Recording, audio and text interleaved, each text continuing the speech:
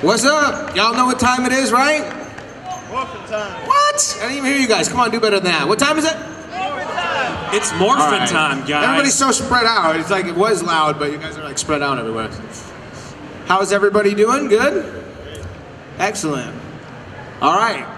You want to start? I will. Steve, tell us about yourself, where you're from, how you got started into acting, and we'll go from there. Sure. My name is Steve Cardenas. I played Rocky, the Red Power Ranger on Mighty Morphin Power Rangers, and I was also the Blue Zeo Ranger in the series called Power Rangers Zeo. I also did Mighty Morphin Power Rangers the movie and Power Rangers Turbo for a little bit, briefly. Fun. The movie was great. I remember going to see the movie, and how do you feel, before we talk about some stuff that you've done? Obviously, the new movie's coming out. They've made some pretty major announcements in casting, like Walter White is Zordon. Heisenberg is going to be Zordon. Say my name, Zordon. Okay, this is weird that you're good now. But you know what's funny about that is that Bryan Cranston, who played Walter White, he got his start on Power Rangers. He was the voice of like one of the monsters. The suit monster guys. Yeah, right. I can't remember which name. Is it true that Billy Cranston, the Blue Ranger, is named after him? After Bryan Cranston, yeah. Confirmed. Mm-hmm. Nice. Yeah. So it's all come full circle. They look a little bit like Iron Man now. Some of the new suits. Oh, the new suits? Yeah. I think it's cool though. I mean, what else were they going to do?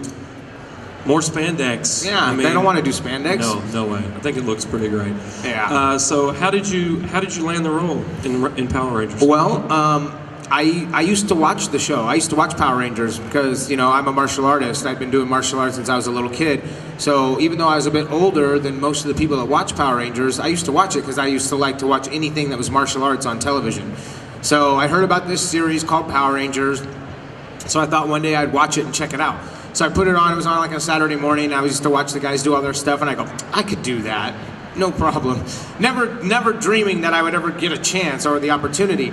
But about a year later, after the show had been on for about a year, I was listening to the radio one time and a commercial came on and it said, if you have ever dreamed of being a Power Ranger, we're going to be rolling through your town on this weekend. So if you want to try out and you know how to do martial arts or gymnastics or dance hip hop, then come down and show us what you got. And that was the commercial that I heard. And I was like, what? I know how to do martial arts. I know how to do gymnastics. Let me go down and see what this is about. So I called the local TV station and I said, is there really an audition that's happening there? Yeah, show up at this place at this time and we'll take a look at what you got. And unbeknownst to me, that's where Johnny Young Bosch was, in the same city. He was auditioning there, and so was Karen Ashley. We were all in Dallas, Texas when we went to that audition. But when we got there, I never met them or never even ran into them because there was like 4,000 people in the parking lot waiting to audition. What? And I just thought to myself, there's no way that I'm gonna get this part. So I went and I did my audition. I just did the best I could, and then I were like, okay, great, thanks a lot. And I just thought I'd never hear from them again. But a couple days later, they called me back, and they said, hey, this is so-and-so from Power Rangers. And I was like, hi. They're like, hey, we really liked your audition. We want to fly you to California to meet the producers. So I was like, oh my God. They said, yeah, so just show up at the airport. There's an airplane ticket waiting for you at the counter when you get there. Okay. And I was like, wow. And then that's when I met Johnny and Karen, because they also had to come and pick up their airplane tickets too. So we hopped on the plane. They flew us from Dallas to Burbank, California. And then we went to Saban headquarters, which is where, you know, the Power Rangers, you know, the guys that own Power Rangers. And there they were, all the bigwigs from Power Rangers. We had Tony Oliver was there, Haim Saban, Shuki Levy, Jonathan Sakura, all the producers of the show were all there, and it was like this, like 5 American Idol judges, you know, and they brought us out like one at a time. Okay, what's your name? Show us what you got, you know, and it was very, very exciting, you know. And I just kept saying to myself, man, I wonder if I'll make it to the next round. I wonder if I'll make it to. I just kept making it to the next round after next round after next round, and then finally we got hired, you know. And so Johnny, they said, okay, there was about 12 people they had picked from all over the country, and they said, all right, we picked Johnny, we picked Karen, and we picked Steve. And we're like, yay, we are. And they said, congratulations, you guys are the new Power Rangers. We're gonna film the TV show right away, and then we're gonna shut down. And I said, why are we gonna shut down? And they said, because we're gonna fly you to Australia to do the new movie, the Power Ranger movie. And I was like, oh my God, I just couldn't believe how my life had turned around in the span of like 4 days, you know? So it was pretty exciting, and it was a very interesting time in my life. It's pretty crazy you all were from the same area. Yeah, that was pretty strange because they auditioned people all over the country. They auditioned people in New York and in Florida and California, and they went all over trying to find people, and they just happened to find all three of us from the same city, which that was kind of interesting. That's pretty awesome. That's right, because that's how we do it in Texas. What was it like for you coming into a role after, you know, somebody like Austin St. John that is, man, you know, when the series came out, these were the guys. It was the Power Rangers. See, like he was talking about, there was one other Red Ranger before me on the season, and his character's name was Jason, and he was like the leader of the Power Rangers. The Red Ranger was the leader at that time.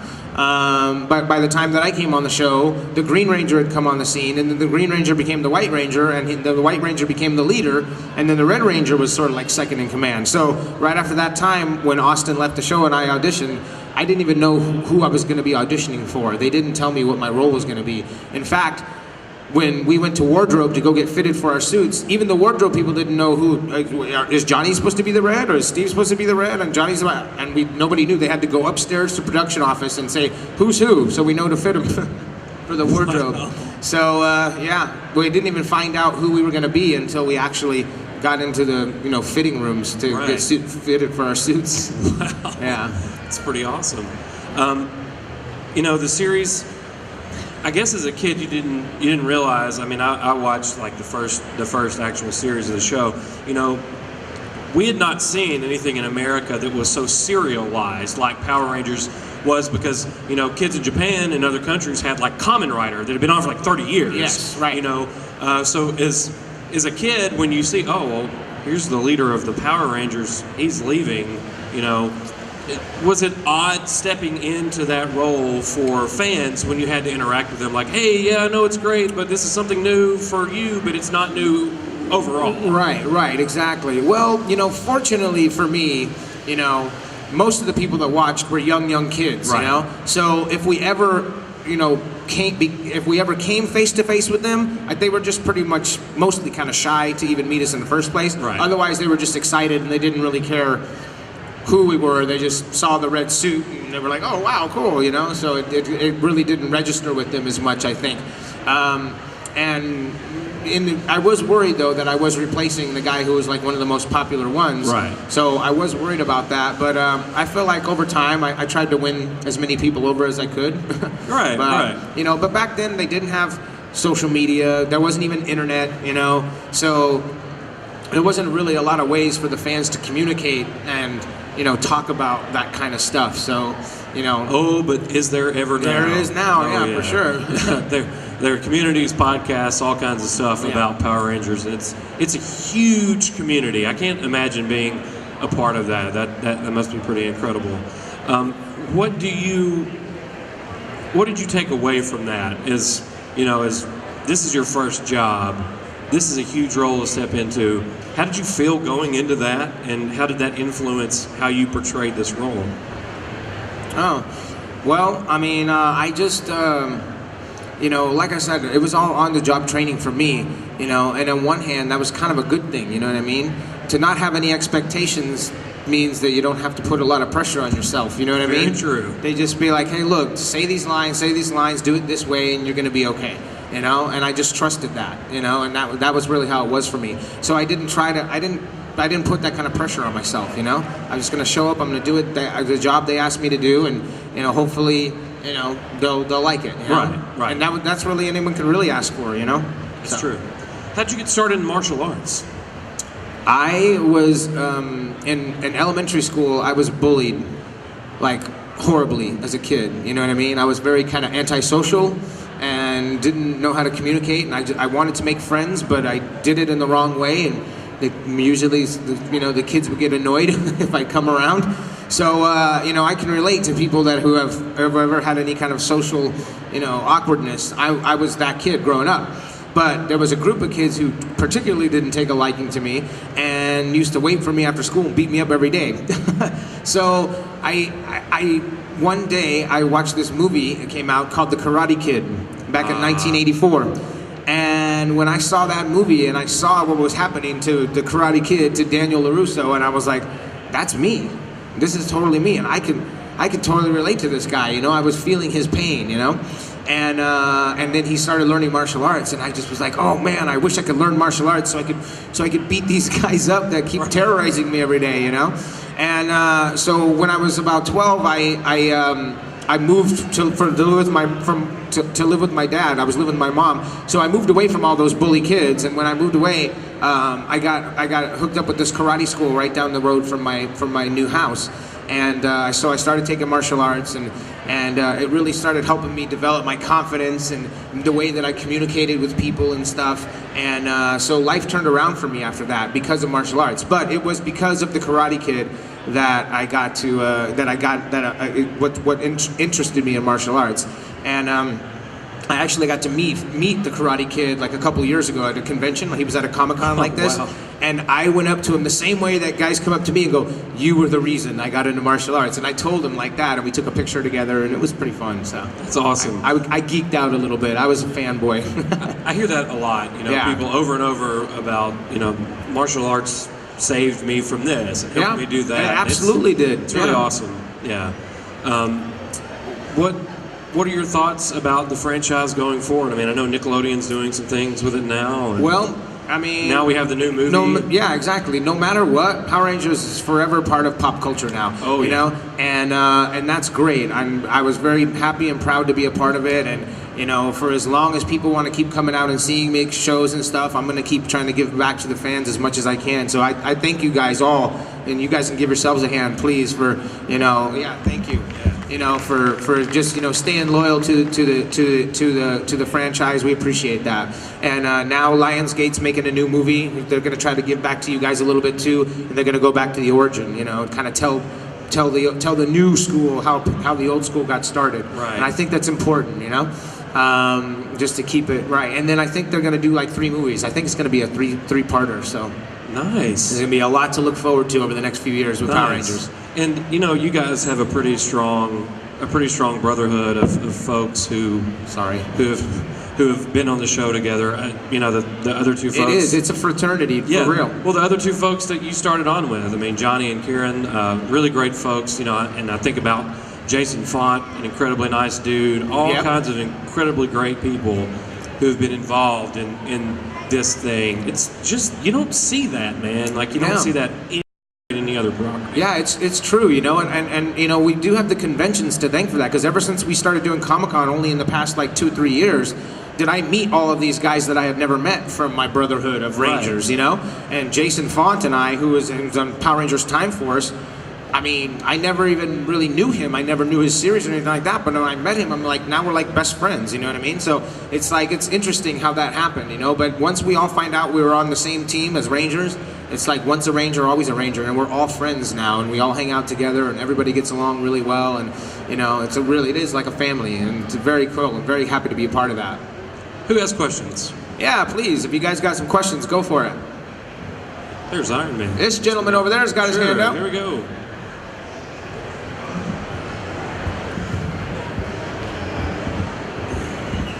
Hey, was there ever a monster on set that you looked at and just like, seriously? There was quite a few. The one I can think of in particular was the pachinko machine. I don't know if you guys ever remember that one or not. But if you don't know what a pachinko machine is, it's basically like an upright pinball machine, a Japanese pinball machine. And they took a Japanese pinball machine and made it into a monster. There was one time it was a microphone was a monster. They would just take any object. Do you guys remember some of the weird ones? What was some weird ones for you? What was a monster you liked on Power Rangers? Pig. The pudgy pig. Yeah, there you go. Or there was one monster that was all a bunch of eyeballs. I mean, Oh yeah, that one's pretty gross. yeah, it's just weird. You know what I mean? There was a lot of weird ones, but those are a couple that stood out for me. That's what made it work, though. Like that nature of the show. That's what makes it work. Yeah, exactly. The campiness of it was part of its charm, I think. Yeah. And it was great that Ivan Ooze made a recent appearance in X-Men Apocalypse. I don't know if anyone Yes, saw that. Ivan Ooze was in X-Men Apocalypse. Yeah, and he was the exact same character. Question? Question? No? Yeah? Oh, here we go. Of course you do, Red Ranger. Of course I have. Okay, I have 2 questions, one and then a follow-up question. Pull the mic closer to your mouth. Okay. Can't hear you. Cool. I'm gonna do it like rapper style. Okay. All right. So the first one is I know that you have a dojo. So how was that when you got onto Power Rangers, where you were doing your own stunts, kind of like you and Johnny and Austin St. John and JDF. You guys were doing your own stunts, but they were also using clips from the Japanese version of it. Right. Yeah, we had a stunt coordinator on set. His name was Koichi Sakamoto, and he was phenomenal, right? But one of the good things that he would let us do, if we had our own martial arts background already, then he didn't make us have to follow any kind of rehearsed thing. He would let us make up stuff on our own right on the day on set. He would be like, okay, we're gonna film in about an hour or so. If you want to take the stunt guys over there and come up with some kind of a fight scene, you know, go ahead and work it out, crank it out right now, and then we'll put it on film right away. And that was pretty much how we did it. He gave us like free reign to do whatever we wanted, you know, which I appreciated, because the fight choreography stuff in plain clothes that we were able to do, that was that was like the funnest part for me of filming. And so I really was grateful that they would let me come up with my own stuff, you know. However, if there was a day where I just couldn't figure out something, or they always had a team of people ready to put together a fight scene for us as well. And for those that didn't have any martial arts training, they would already have something set up for them to do as well. Okay, next question is, on your, like, Johnny Bosch does voice acting. Are you wanting to go into other things other than your dojo? Yeah, right now, I mean, I teach martial arts during the week, and then I'm traveling around on the weekends all over the world right now doing conventions like this one. But I've done a couple of voiceover things, and I think I'm going to start trying to get a little bit more into that as well, because I think it's a good transition. But yeah, Johnny has a lot of characters under his belt. So well, and your good friend Jason Font is a heck of a voice actor. Yeah, Jason Font does a lot of video games. So I just voiced a video game right now too that's going to be coming out next year. It's called Liquid Metal, so you can look out for that. And then a few of us got together and voiced another video game called Battle Battalions, which you can download on your PC for free. So you can check that one out as well too. Cool. See if you can figure out which one is me. Questions? Sure.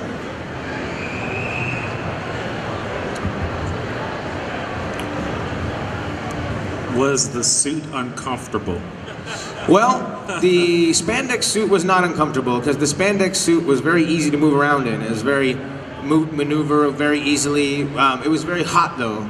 They didn't really breathe very well. So yeah, in that sense it was uncomfortable. But the movie suit, it didn't breathe, and it was not comfortable to move in either. It was like 25 extra pounds of rubber around you, you know, and it's all constricting and stuff. So it was very hard to move around in. It was not comfortable. And we were filming in Australia in the middle of summer over there, so it was pretty hot. And yeah, no. It's a shame you guys didn't get Mr. Wells to come and be a villain in the movie. Oh yeah. While you were filming there. Yeah. Well, as you know, Vernon Wells, he was on Power Rangers Time Force. Yep. You know, so he didn't come onto the show until much later, and he didn't come onto the show until it was a union show, and we started the show. It was a non-union show. Right. So you know, he couldn't work for our show anyway, even if he wanted to, because at that time, you know, if he were already in the union, you can't do a non-union show. So what were the movie suits made out of? Just a lot of rubber? The movie suits were made out of like almost like the Catwoman type suit. Remember that in the one from Batman? It was made out of that material, and then they had rubber pieces that were adhered to it all over the body, you know, in little sections, and that was attached to the Lycra suit. So I guess it is a natural progression, a next step in the movieverse for them to be more like Stark tech, you know, armor, almost like Iron Man. Yeah. Are you looking forward to the new movie? I do indeed, yeah. I mean, I'm very interested to see what they come up with, you know.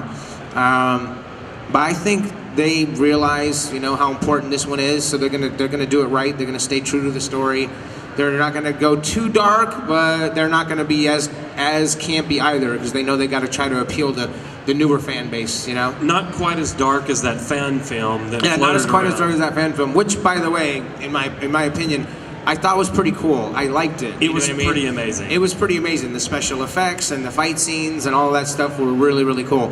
But that being said, don't let the kids watch it because there's definitely too much graphic. It's too graphic. No, and I think that was Jason David Frank's comment about it. I'd asked him about it a couple years ago, and he was like, "Oh no, man, I wouldn't let my kid watch that. No way, that's not Power Rangers." Yeah.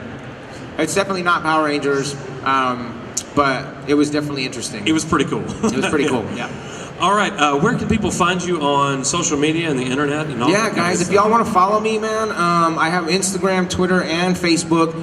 Facebook is pretty simple. You just type in Steve Cardenas fan page, and you can like my page, and all my social media is connected. So Twitter and Instagram are both at Steve Cardenas PR.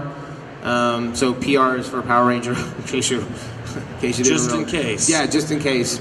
And that's pretty much it. I mean, I am always going to be posting all the time, where I'm going to be, different shows and stuff. So I'm doing another show with this same convention later this year in October in Lafayette, Louisiana. It's going to be fun. Yeah, it's going to be a fun one, the Louisiana Comic-Con. So if you guys are interested in coming down and meeting me for that one, please feel free, man. We'd love to have you. And at the Cajun Dome. Huh? At the Cajun Dome in Lafayette, it's at the Cajun Louisiana. Dome. Okay, Yeah. It's at the Cajun Dome. Anyway, but yeah, let's thank these guys here, AVC Conventions guys. Let's give them a hand. They put on a really good show. And anyway, and I just want to thank you guys for coming to see me, and thanks for being loyal fans and sticking around. And it was really nice meeting all of you. Thank you very much. Let's give Steve Cardenas a big round of applause.